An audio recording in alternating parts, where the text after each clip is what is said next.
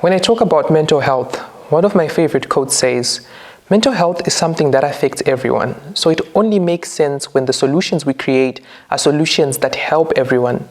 The unfortunate truth about the world we live in is that most of the systems and institutions we create, most of the standards and the norms that we believe in, and most of the things we say and do are not things that help us with regards to our mental health. They are things that disadvantage and that leads to the problem of suicide.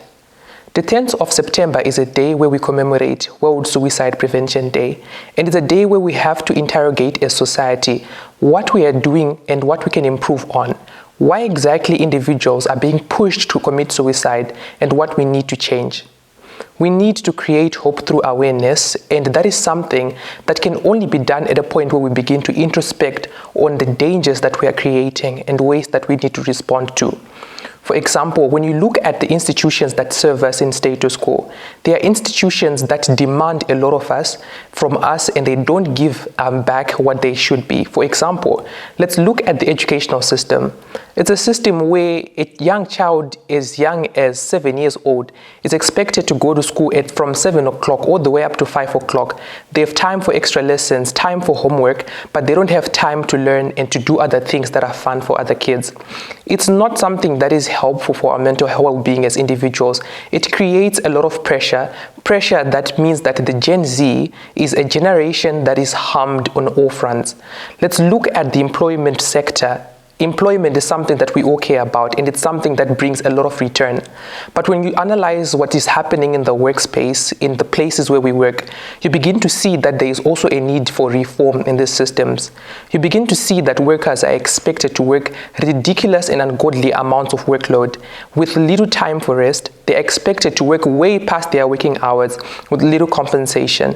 It's something that is extremely damaging for individuals, and it's extremely damaging for us young people especially, at a point where what we want to do is to establish ourselves in the careers that we want. But also interestingly, I think socially we have to interrogate that as well. What has happened in Zimbabwe is we have had a rise in suicide cases, and we have had conversations about suicide. But unfortunately, when you look at the conversations we are having, they are not conversations that create any change.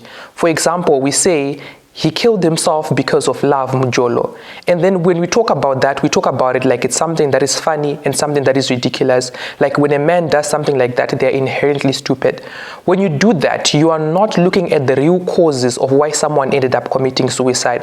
And that's something that we need to start doing, even in Twitter spaces where we talk about that. When you talk about people who attempted suicide, they will tell you things like, life has become a nightmare, and for them, the best way is to end it. They will tell you things like, "I couldn't eat, I couldn't sleep, and I couldn't be a functional individual. I just felt that each day was not worth it anymore."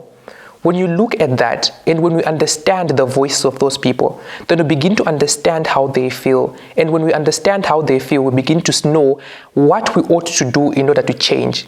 Myopic conversations and conversations that demean individuals are not conversations that are helpful at all.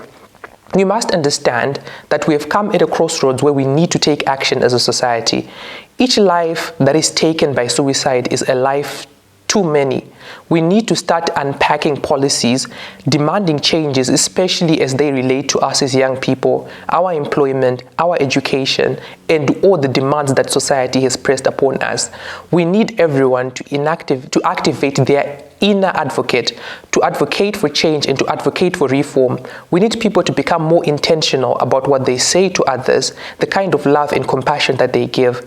It is only when each and every one of us accepts responsibility and we accept that we have to do something to change what is happening, it is only then that we can finally create hope through action.